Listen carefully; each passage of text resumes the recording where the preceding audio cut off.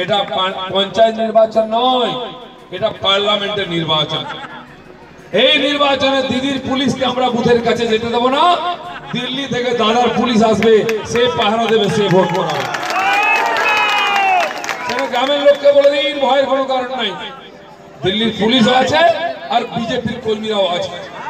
যারা ভোট লুট করতে আসবে, ভয় দেখাতে আসবে, বলেন পিঠে সর্ষের তেল যেন মাখিয়ে দিয়ে আসে। শুকনো লাঠি কেটে রেখেছি আমরা, বাঁশের লাঠি।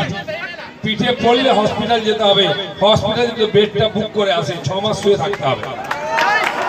আমাদের কাউকে ভোট লুট করতে দেবো না, পশ্চিমবাংলায় কারো গণতন্ত্র হরণ করতে দেবো না। বিজেপির এটা সংকল্প, এটা আমরা করাবই। উত্তর বাংলায় করিয়েছি, তাই আমি বলছি, লোক ভোট দিয়েছে তাই আমরা জিতব। আপনারা প্রথম দিন ভোটে কোচবিহারে দেখেছেন, আমাদের কর্মীরা তাড়া করেছে গুন্ডাদেরকে, পালাচ্ছে, এক হাতে চপ্পল এক হাতে লুঙ্গি ধরে দৌড় মেরেছে। কি মেরেছে কিনা দেখেছেন কিনা?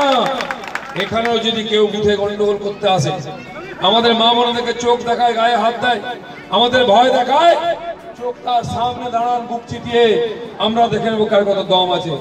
পশ্চিমবাংলায় দাদাগিরি করতে দেবো না, গুন্ডাগিরি করতে দেবো না, ভোট লুট লুট করতে দেবো না।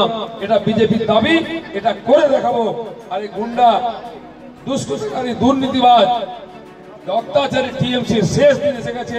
এই 19-এর নির্বাচন থেকে পরিবর্তন হবে, আমাদের হাত দিয়ে পরিবর্তন হবে। তাই গ্রামে গ্রামে বাড়ি বাড়ি গিয়ে বলুন, মানুষ যেন নির্ভয়ে ভোট দেয়, বিজেপিকে ভোট দেয়।